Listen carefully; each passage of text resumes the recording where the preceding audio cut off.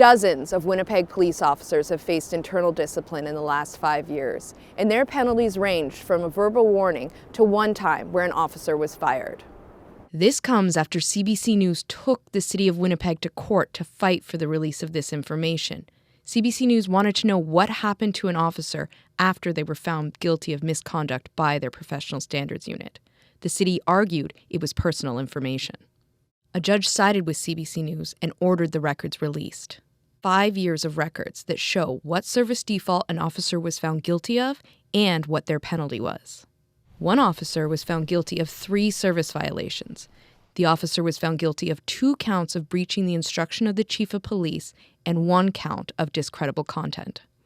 The officer's penalty was they lost 6 days of pay and was put on probation for a year. The majority of officers lost pay or received a verbal warning.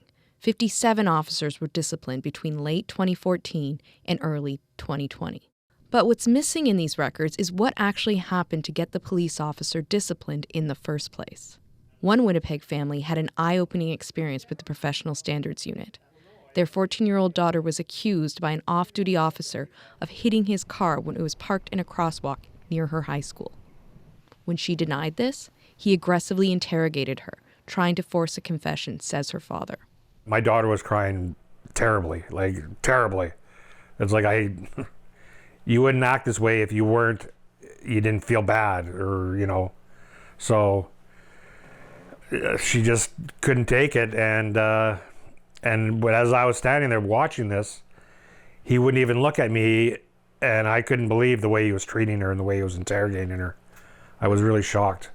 They called the professional standards unit to complain and were told they'd never get the apology they wanted and they'd never find out what happened to the officer. It meant police would have to question their daughter again, and they felt that would re-traumatize her, so they abandoned the complaint. They didn't know if anything further happened. The family wants to see more accountability when officers are found guilty of a service default. Police declined to do an interview for the story, but in a written statement said the reason police disciplinary board hearings are not public is because of current regulations. They said that disclosing the penalty an officer receives would violate privacy laws.